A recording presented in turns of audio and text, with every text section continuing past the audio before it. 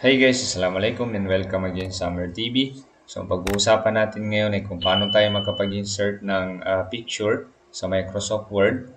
So, guys, gagawa tayo ng tutorial para dun sa mga baguhan pa lang sa paggamit ng Microsoft Word. So, this is basic guys. So, panoorin nyo to, baka makatulong ito sa inyo. So, unang-una guys, i-open lang natin itong ating Microsoft Word. And then, as you can see, ito yung makikita natin guys. So, ayan.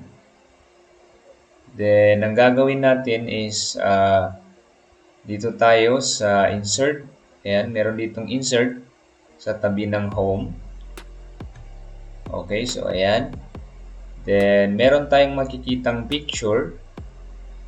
Ayan. So, select natin itong picture or insert picture from file.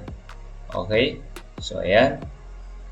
So, for example, itong damit guys, yung first t-shirt, ayan. So, i-select lang natin yan. Okay, so ayan na. As you can see, naka-insert na tayo ng picture.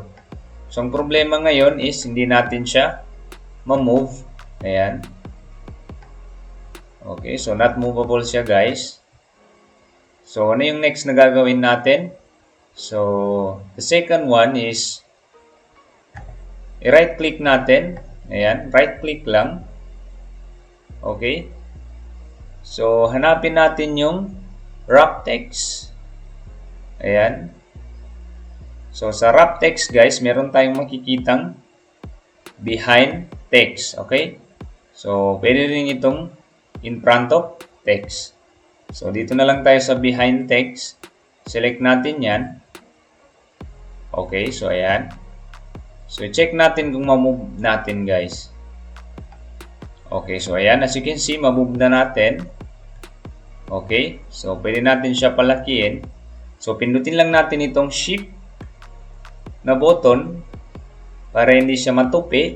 So, ito yung technique guys para hindi matupi yung picture na i-insert natin dito sa Microsoft Word. So, pupunta lang tayo dito sa picture. So, ayan, select lang natin. Then, pindutin lang natin itong shift button sa ating keyboard. So, i-press lang natin guys. Then, pag na-press natin, wag lang natin bitawan muna. I-press lang natin. Then, i-drag natin ito. Ayan, as you can see.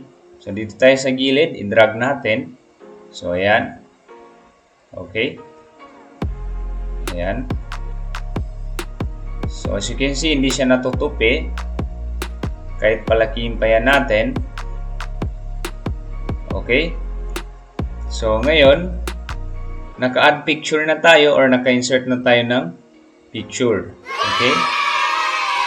So, ganun lang kadali guys, mag-insert ng picture sa Microsoft Word.